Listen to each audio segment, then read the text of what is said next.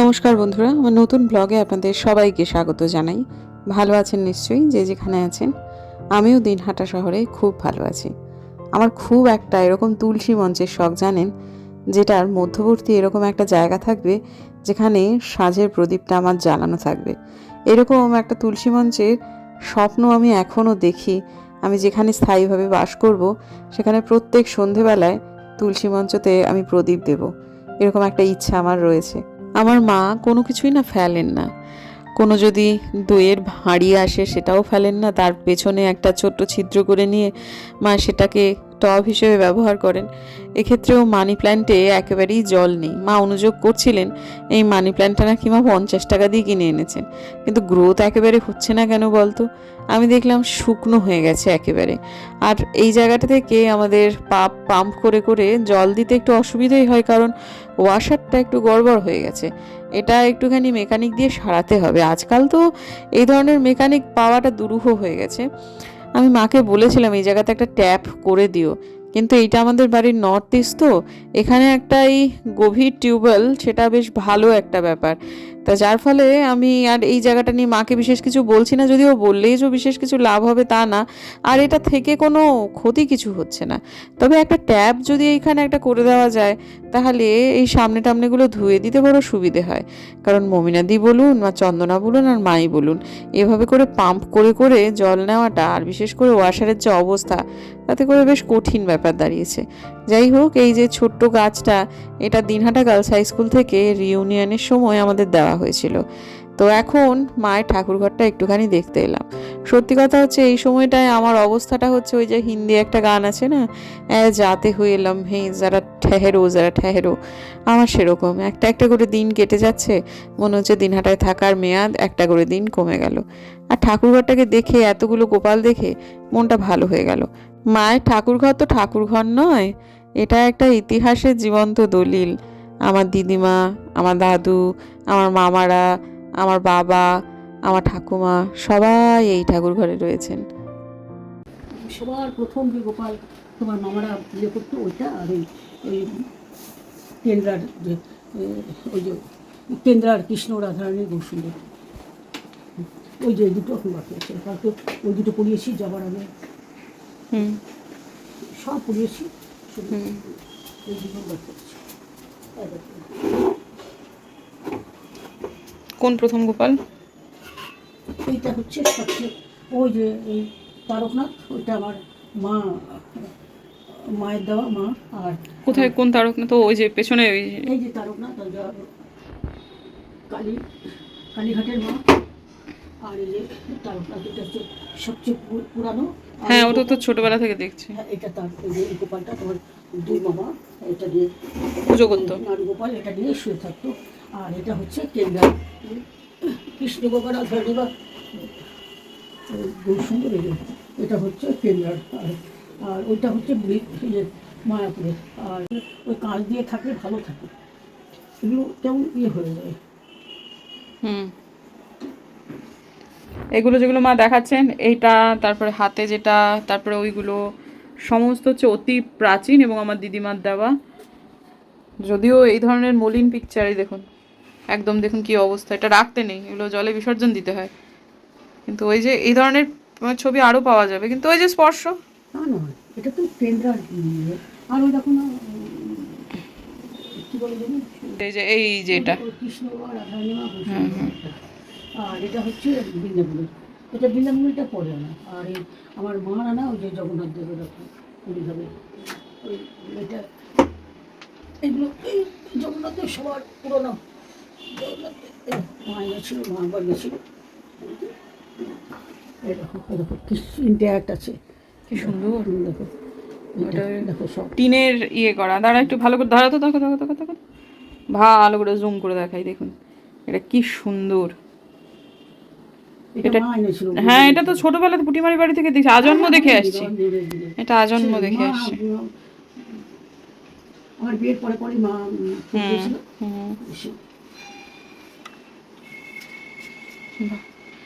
আর এই যে এটা যেটা দেখাচ্ছেন, সেগুলো সমস্ত হচ্ছে অতি প্রাচীন সব। আমার সব জন্ম থেকে আমি দেখে আসছি। দারুণ। এটা হচ্ছে কোনটা? এটা মথুরার গোপাল, মথুরা গেছিলাম তোমার বাবার সাথে। যাক ঠিক আছে, তুমি পুজো করো। আমি অসম্ভব পায়ের যন্ত্রণায় কাবু। আমি সকাল থেকে উঠে আমার বাঁ পাটা মুভ করতে পারছি না, সে নিয়েই চলছি। ওষুধ খেলাম, কী যে যন্ত্রণা সে কাকে আর বোঝাবো। ঠান্ডা লেগেছে না কি হয়েছে বুঝতে পারছি না, তবে সেই যে সেদিনকে ভারী ওই র্যাকটা টেনে সেই যে ব্যথাটা শুরু হয়েছিল সেটা ফেলে রেখে দিয়েছিলাম, সেটা নিয়েই বিভিন্ন জায়গায় ঘুরেছি, বেরিয়েছি, সব কিছু করেছি, নিক্যাপ পরে পরে ঘুরেছি। ঘরেতে নিক্যাপ করার কোনো প্রশ্ন নেই, কিন্তু সেটা আজকে আমার অসহ্য জায়গায় পৌঁছে গেছে। আমি খুব কষ্ট পাচ্ছি, কিন্তু তবুও বেরোতে হবে, কারণ দিন খুব অল্প নিয়ে এসেছে, সেই জন্য। উনি জ্বর নিয়ে শুয়ে আছেন, জ্বর বাঁধিয়ে বসে আছেন। সেমই জিনিস আমারও হয়েছে, ঠান্ডাটা লেগেছে, তার ঠান্ডা লেগে জ্বর এসেছে, আমার ঠান্ডা লেগে পা অসহ্য যন্ত্রণা করছে। ফ্যানও তো চালানো যাবে না এই ঘরে, কিন্তু আমার আবার গরমও লাগছে। হালকা করে কি ফ্যানটা চালাবো, নাকি তোমার শীত করছে? আমরা মায়ের ছাই একটা ওষুধই খেয়েছি, সেটা হচ্ছে প্যারাসিটামল। আপাতত মার কাছে কী বা থাকবে, মার ওষুধ আমি খাবো না ভাই। মার পায়ে ব্যথার এদিক ওদিকের ওষুধ আছে, মা খেতেও দিতেও চাইছি, কিন্তু এখন সেটা খাবো না। একটু বাদে চান করবো, চান করে একটু বেরোবো। আজকে আমাদের লাঞ্চ মেনু হচ্ছে ফ্রাইড রাইস, মাংস, মাছ, আলু ভাজা। প্রত্যেকবার আসলে এই মায়ের জন্য কিছু না কিছু একটা উপহার হিসেবে ভাবি যে মাকে এটা দিয়ে যাবো, বা সেরকম কিছু জামা কাপড় বা শাড়ি এই সমস্তগুলো মায়ের দরকার নেই। মার এত বেশি আছে যে আমার মনে হয় না সেসবের দরকার আছে। মা অনেক সময় বুঝে উঠতে পারে না যে এটা হলে মার সুবিধে হবে, তারপর যখন সেটাকে দেওয়া হয় তখন মা অ্যাকসেপ্ট করেন যে হ্যাঁ ব্যাপারটা খুবই কাজের হয়েছে। তো সেরকমই আমি এবারে এসে ভালো করে চারদিক তাকিয়ে দেখতে হবে, মানে বরাবরই তাই, যে এসে ভালো করে তাকিয়ে দেখতে হয় কোনটা লাগবে কোনটা কি, একটু কর্মসহায়িকা যারা তাদের সাথে একটু কথা বলতে হয়, এসবগুলো করে তারপরে সিদ্ধান্ত নেওয়া হয়। তো এবারে আমি বুঝতে পারছি মায়ের একটা জুতোর র্যাক দরকার। মার কোনো জুতোর র্যাক নেই, কোনো কালেই ছিল না। তো এটার আগেও ভেবেছি, কিন্তু সেবারে মা আপত্তি করেছিল, রাগারাগি হওয়াতে পরে মাকে শুধু একটা টেবিল ফ্যান গিফট করে চলে গেছিলাম। সেটা খুব যখন গরম পড়তো তখন মা ব্যবহার করতো, ওটা মার জরুরি ছিল। তো এইবারে দেখছি মা রাজি হয়েছে। বারবার বলছি যে মা একটা জুতো র্যাক ছিল না কোনো কালে, সেটা বলা ভুল, ছিল একটা সময় বাবা যখন ছিল তখন কাঠের একটা জুতো র্যাক ছিল, সিঁড়ির নিচে থাকতো, সেটা খারাপ হয়ে গেছে, কাঠটা অতটা ভালো ছিল না। তো এইবারেতে আমি ভাবছি মাকে একটা জুতো র্যাক কিনে দিয়ে যাবো, কিন্তু আজকেই ব্যবহার হয়েছিলাম, কিন্তু আমার এই যাত্রায় এই বেলাতে আর হবে না মনে হচ্ছে, শরীরটা ঠিক লাগছে না প্রথমত। আর 2 নম্বর কথা হচ্ছে মাকে নিয়ে একটু কাজ আছে। মা তো পায়ের অবস্থা খুবই সঙ্গীন, কিন্তু তাও একটু ছাদে যেতে হবে, একটু মায়ের সাথে একটু কাজ আছে, কথা বলতে হবে, কিছু সিদ্ধান্ত নিতে হবে। মা নেবেন অ্যাকচুয়ালি, মানে যাতে মা সিদ্ধান্ত নিতে সুবিধে হয় সেই জন্য মাকে কিছু জিনিস এক্সপ্লেন করতে হবে। এই সবগুলোর জন্য আমাকে একটু মানে মায়ের সঙ্গে ছাদে যেতে হবে, কতক্ষণ লাগবে বুঝতে পারছি না। তারপর আমি বেরোবো। টুকুর তো বেরোবে না, টুকুরের শরীরটা খারাপ করছে, সেই জন্য টুকুর থাকবে, কিন্তু আমি যাবো। টুকুর নিয়ে আসছো তোমাকে, নাকি একা একা আসছো? ও আচ্ছা, ওয়াশরুম গেছে। হয়েছ, বসবে? চেয়ার দেবো? হুম।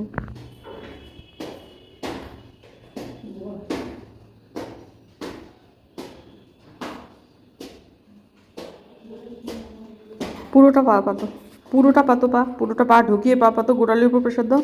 হ্যাঁ, আধখানা পাচ্ছো। বেশ অনেকদিন পর মা দোতলায় এলেন। কোমর হাঁটু নিয়ে মা ওপরে উঠতেই পারেন না। ওপরটা এখন পুরোপুরি কেয়ার অফ মমিনাদি। আমরা আসলে তখন একটু থাকা হয়, এই ঘরগুলো তবু যা হোক প্রাণ ফিরে পায়। যাই হোক, এখন আপাতত অর্ধেকটা জুড়ে তো ভাড়া দেওয়া রয়েছে, আর 2টো বেডরুম মোটামুটি খালি আছে। তার মানে একটা বেডরুম আমরা ব্যবহার করি, আর একটা শহর থেকে এটা করা হয় না। তো ছাদে আজকে যেতেই হবে মাকে, কারণ আমি কয়েকটা জিনিস মাকে দেখাতে চাইছিলাম, সেটাই একটা কারণে। তো কয়েকদিন মানে ধরুন তাও সপ্তাহ 3 আগে এক কামলা দাদা কাজ করতে এসেছিলেন। তো তাকে একটু কাজের জন্য মা তদারকির জন্য উপরে এসেছিলেন। উপরে আসতে মা খুব ভালোবাসে, গাছগুলোকে দেখে মা খুব আনন্দ পায়। তবে এগুলোও তো কেয়ার অফ মমিনাদি। সব কিছু যে মমিনাদি মানে খুব বুঝে পরিচর্যা করতে পারে এমনটা নয়, যে গাছে জল দেওয়ার নয় সে গাছে জল দিয়ে অনেক সময় গাছ নষ্ট হয়েও যায়, কিন্তু এগুলো তো ঠিক আছে, মানে মেনে নিতেই হবে, করার তো কিছু নেই। আর মাকে যেটা ওই আর কি দেখানোর জন্য এনেছিলাম, সেটা ওই যে দেখাচ্ছি, কয়েকটা টব আছে আমাদের এখানে, জানেন 30 ইঞ্চি টবও রয়েছে, যেগুলো কংক্রিট করা রয়েছে, প্রচণ্ড ভারী। এখানটা বসিয়ে আমাকে কথা বলছি, কারণ ছাদে না বসার অন্য কোথাও জায়গা নেই। আর মা কিছুতেই ওই ছাদের ঘরের যে বিছানাটা, সেটা অনেক দিনের পাতা চাদর, তো মা ওখানে বসতে চাইছেন না। যার ফলে এখানে বসিয়ে একটুখানি কথা বলছি যে আমাদের যদিও ছাদের উপর আরেকখানা ঢালাই রয়েছে, কিন্তু বেশি দিন যদি ওই টবগুলো, মানে এত এত টব ছাদের সারফেসের উপর থাকে, তাহলে কিন্তু ছাদগুলো খারাপ হয়ে যাবে। এখনও সেটা হয়নি ঠিক কথা, কিন্তু সেটা হয়ে যাবে। তো আমি ওই গ্রিল মিস্ত্রি দিয়ে, যেরকম আমাদের শিলিগুড়ির বাড়িতে আছে আর কি, সরাসরি মেঝের ওপর নয়, ওই ওই র্যাকের ওপরে আমি গাছগুলো রাখার কথা বলছিলাম। এখানে আমি হাত পা নেড়ে এই জায়গাটাকে ব্যবহার করছি, কারণ মা এখানটায় বসে আছেন। যদি একটা সামনে বসবার জায়গা থাকতো বা একটা চেয়ার থাকতো, যদিও ঘরে একটা চেয়ার রয়েছে, চেয়ারটা ভাঙা, চেয়ারটা মার এই না ফেলার মানসিকতার জন্য কিছু জিনিস ফেলা যাচ্ছে না।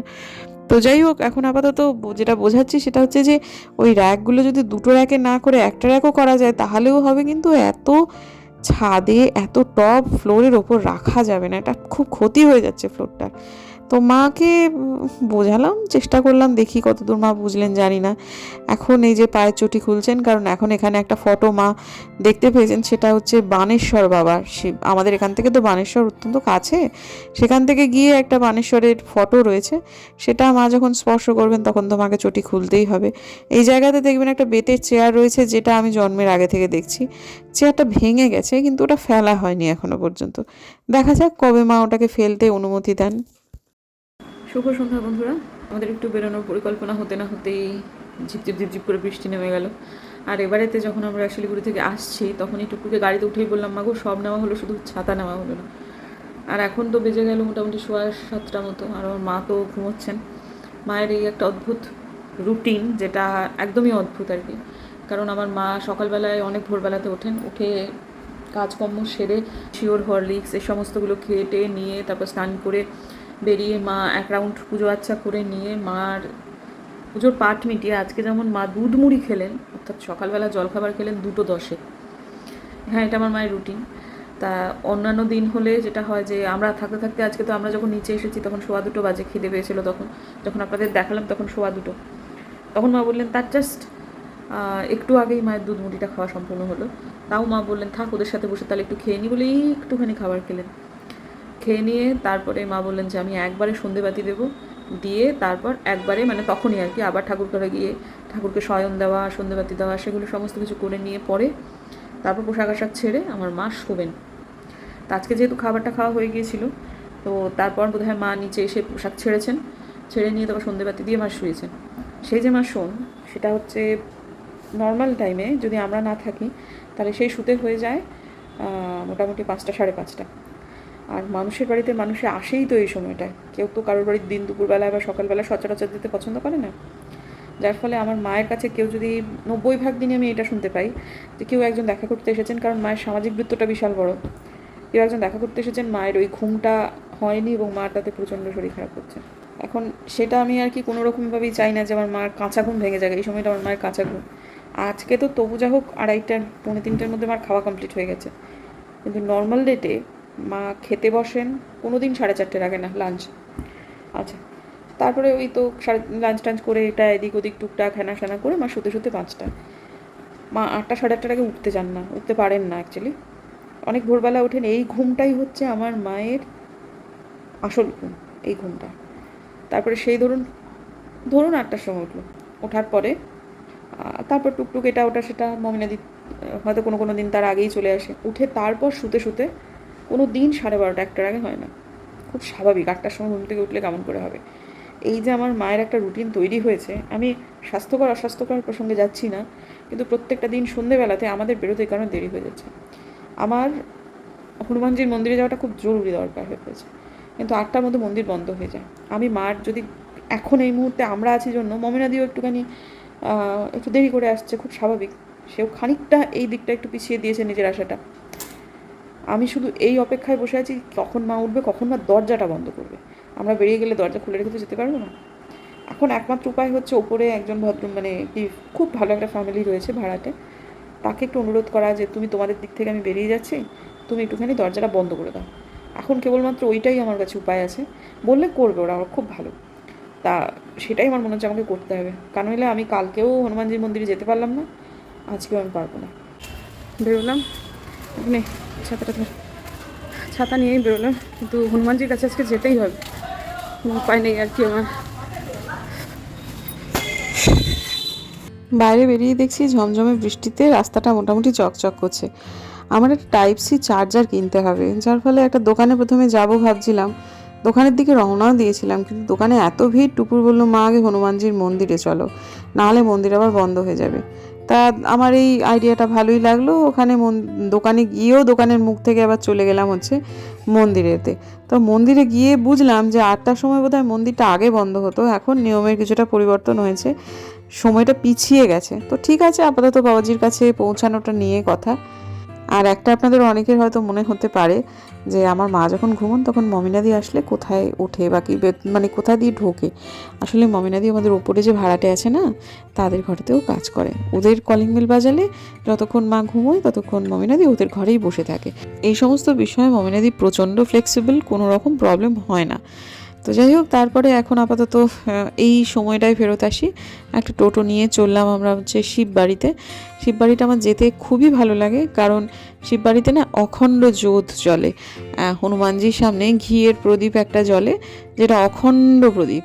তার এই জায়গার একটা আলাদা ভাইব আছে। যদিও আমার মা এখন এখানে খুব একটা আসতে পারেন না, আসেন না, বেরোনোটাই কমে গেছে। আর আসলেও মা ওই মানে থানার ওখানে একটা শিব বাড়ি আছে, সেখানেই যেতে বেশি পছন্দ করেন। কিন্তু আমার কেন জানি না এই শিব বাড়িটার প্রতি একটা আলাদা ভালোবাসা রয়েছে। হয়তোবা এই হনুমানজি ভীষণ ভীষণ রকম জাগ্রত, এবং তার এই অখণ্ড জ্যোতটার একটা আমার লোভ রয়েছে, মানে এটাকে দেখবো, এটার ওম নেব, সেটার একটা হয়তো আছে, সেই জন্যই হয়তো বা আসি। তো যাই হোক, এখন এখানে না খুব অল্প খরচায় কুষ্টি, তারপর মানে এখানকার যে পণ্ডিতজি, মানে মেইন যে পুরোহিত, সেই ভদ্রলোক খুব ভালো ওই কুষ্টি টুষ্টিগুলো করেন, অনেক লোক উপকার পেয়েছে। সেই জন্য এখানে সবসময় খুব ভিড় লেগে থাকে এই পণ্ডিতজির কাছে আর কি। পণ্ডিতজি কিন্তু অবাঙালি একজন। এটা মূলত শিব মন্দির, কিন্তু তার পাশ দিয়ে মাতা রানী আছেন, তারপরে এই যে বাবাজি আছেন, মানে আমার হনুমানজি আছেন, সবাই আছেন। আর আমার হনুমানজির কাছে আসাটা আর একটা কারণে, আমরা যখন পাহাড়ে বেড়াতে গিয়েছিলাম তখন না আমি বলেছিলাম বাবাজি আমি এসে না তোমাকে পুজো দেব, তারপর আর পুজোটা দেওয়া হয়নি। না দিয়ে কি করেছিলাম জানেন, আমি সোজা দিনহাটায় চলে এসেছিলাম। তাই জন্য মনে হচ্ছে বাবাজির কাছে একবার যাই। আপনাদের সবাইকে অখণ্ড জ্যোৎ দিয়ে দিলাম, এরপর দেব হচ্ছে আমার বেটিকে, তারপর দেব হচ্ছে আমি নিজে নেব। তো সবাই ভালো থাকুন বন্ধুরা, আপনারা সবাই ভালো থাকুন। এই মন্দিরটা জাগ্রত মন্দির, বহু প্রাচীন মন্দির, এবং যারা যারা আশপাশে আছেন দিনহাটার তারা নিশ্চয়ই জানেন পণ্ডিতজি খুব ফেমাস এখানকার। কিন্তু যারা জানেন না তাদের বলি, এখানে কিন্তু খুব ভালো জ্যোতিষচর্চা হয়। সত্যি সত্যি ভদ্রলোক খুব একটা ফ্রড নন, কিন্তু বহু বহু বহু মানুষ এখানে এসে খুব উপকার পেয়েছে। এখনও দেখুন অনেকটা রাত হয়েছে, কত মানুষ বসে আছেন। যে কোনো কারণে হোক পণ্ডিতজি এখনও পর্যন্ত এসে পৌঁছাননি, মানে এখানেই তিনি থাকেন, কোনো কাজে হয়তো বা তিনি আটকে গেছেন। তারপর যখন আসবেন এদের সমস্ত সমস্যার সমাধান করবেন। তো যাই হোক, এখন যাচ্ছি হচ্ছে মায়ের জন্য জুতোর র্যাকটা কিনতে। আমাদের 7th হেভেন বলে একটা জায়গা আছে, সেই মানে আগের দিনই তো খেলাম, আপনারা দেখলেন, ওইখান থেকে সামান্য একটু দূরে, মানে ওই 7th হেভেনটাকে পেরিয়ে একটুখানি এগিয়ে গেলে ডান দিকে পড়ছে ঈশান ফার্নিচার। দোকানটা বেশ ভালো এবং খুব রিজনেবল। জানেন, আমার মায়ের না যেটা প্র্যাকটিক্যাল হবে মায়ের জন্য মানে দেওয়াটা, সেইটাই আমি দিয়েছি। আলমারির মতো যেটাকে কাভার করা থাকে সেটা কিন্তু খুলে খুলে আমার মায়ের পক্ষে ব্যবহার করা খুব কঠিন। এটাকে ওর অ্যাসেম্বল করে দিল, এবং এই জিনিসটা এই 4টে র্যাকে এত রিজনেবল রেটে এত ভালো হলো যে কি বলবো। তারপর মেয়েটার আমার পেয়েছে একটুখানি খিদে, সেই কাছেই 7th হেভেন, আবার এই জুতোর একটা নিয়ে কোথায় যাব, হাতে নিয়ে ঝুলিয়ে ঝুলিয়ে দিব্যি চলে এলাম হচ্ছে 7th হেভেনে। মানে কয়েক পায়ের দূরত্ব, তো কাজেই কোনো অসুবিধা হলো না। আর আমরা সুপ্রিমের ইয়েটা নিয়েছিলাম, ওই জুতোর র্যাকটা। আর আগের দিনে এত ভালো লেগেছে আমার এই ধোসাটা, আমি আবার এসে আজকে ধোসা অর্ডার দিয়েছি। আর আগের দিন আমার থেকে এক কামড় খেয়ে আমার মেয়েরও খুব ভালো লেগেছে, সেই জন্য সেও ধোসাই খাচ্ছে। মানে এত ভালো 7-Heaven-এর ধোসা মানে শিলিগুড়িতেও আমি খাইনি, সত্যি কথা। তারপর আমার বেটি তো একটু মিষ্টি ভালোবাসে, সেজন্য সে মিষ্টি একটা কিছু অর্ডার করেছে, দুদিকে দুখানা চামচ। আমি আবার মজা করছি, হ্যাঁ রে এটা আমি খাবো, তাহলে খাও না মা 1 চামচ। তা খেলাম না, আমার ভাল লাগছে না আজকে, পেটটা একদম ভর্তি হয়ে গেল। তো এরপর বাড়িতে গিয়ে দেখাই মাকে। মার খুব পছন্দ হয়েছে, আমি পরে ভয়েস দিচ্ছি, আমি বলে দিচ্ছি। আর এইটা আমাদের বাড়ির জন্য ভীষণ জরুরি ছিল, এবং জিনিসটা কিনে সত্যি সত্যি এই একটা জিনিস যেটা হয়তো বা টেবিল ফ্যান, তারপর টুকিটাকি এটা ওটা এর আগে কয়েকবার যেটা দিয়েছিলাম তার থেকে অনেক বেশি কাজের হয়েছে। কিন্তু মা কেন জানি না জুতোর র্যাকের ব্যাপারে একটু আপত্তি করছিলেন। কারণটা অনেক সময় বুঝতে পারি না আমি, মা কী করছিলেন, মা নিজেও যে খুব একটা বুঝতে পারেন তা নয় আর কি, আপত্তি করতে হয় তাই আপত্তি করেন আর কি। তো যাই হোক, ঠিক আছে, হয়ে গেছে। কিন্তু একটা জিনিস হলো না, আমার টাইপ-সি চার্জারটা আজকে কেনা হলো না, রাত হয়ে গেছে। আর এই যে দেখুন, এই যে জুতোর র্যাকটাতে জুতো টুতোগুলো মোটামুটি রাখার পর এরকম দাঁড়িয়েছে। আর মমিনাদি তো মায়ের পুজোর ফুলের যোগান দেন। হ্যাঁ, মমিনাদি নিজে মুসলিম ধর্মাবলম্বী হলে কি হবে, মার পুজোর বাসন মাজেন, মার সমস্ত পুজোর কাজকর্ম কিন্তু মমিনাদিই করেন। অনেক আকন্দ ফুল নিয়ে এসে দিয়েছেন। কালকে নীলের পুজো আছে, আমার মা নীল পুজোটা খুব ভালো করে করেন, মানে ছোটোবেলা থেকেই করেন, আমার দিদিমাও করতেন। সেই জন্য আকন্দ ফুলের মালা গাচ্ছেন আমার মা কিন্তু কোনো কেনা মালা খুব একটা সচরাচর ব্যবহার করেন না। ফুল কিনে নিয়ে এসে মা নিজে হাতে মালা করে, কিন্তু সে আকন্দ ফুল হোক, গাঁদা ফুল হোক, জবা ফুল হোক, সেটা দিয়েই কিন্তু আমার মা পুজো দিতে পছন্দ করেন। আমি ছোটোবেলা থেকে তেমনই দেখছি, এখনও সেটা বহাল রয়েছে। আর এই যে দেখুন কি সুন্দর করে এখন ওই বয়সেও পাটাকে চেয়ারের উপর তুলে কি চমৎকার মালাটা গাচ্ছেন। মোটামুটি রাত হয়ে গেছে, আমাদের সমস্ত নিচের কাজকর্ম মমিনাদি গুটিয়ে ফেলছে এখন। দিনহাটায় থাকতে তো আমার রাত্রিকালীন কোনো কাজকর্ম নেই, যেটা শিলিগুড়িতে হতো। মমিনাদি থাকলে নেই, মমিনাদি না থাকলে তখন হয়, কিন্তু বেশিরভাগ দিনই মমিনাদি আসে সাধারণত। তো মা এখন ওষুধ বিশুদ্ধ খাচ্ছে, আমিও আমার ওষুধ বিশুদ্ধ সমস্ত যা যা খাওয়ার ছিল সেগুলো সমস্ত খেয়ে নিলাম। মেয়ে গেল নিচে জলগুলো ভরে নিতে। তো আজকের দিনের ব্লগটা আর কিছুই বড় করার নেই, বুঝতেই পারছেন। যদি আমার ভিডিও ভালো লাগে সাবস্ক্রাইব করবেন, দিনহাটা ব্লগ লাগছে কেমন অবশ্যই জানাবেন, এবং যদি আমার ভিডিও ভালো লাগে সাবস্ক্রাইব করবেন, পাশে নোটিফিকেশান বেলটাকে অন করবেন যাতে ভিডিও দিলেই নোটিফিকেশান চলে যায় আপনাদের কাছে। দেখা হচ্ছে আগামীকাল, ততক্ষণ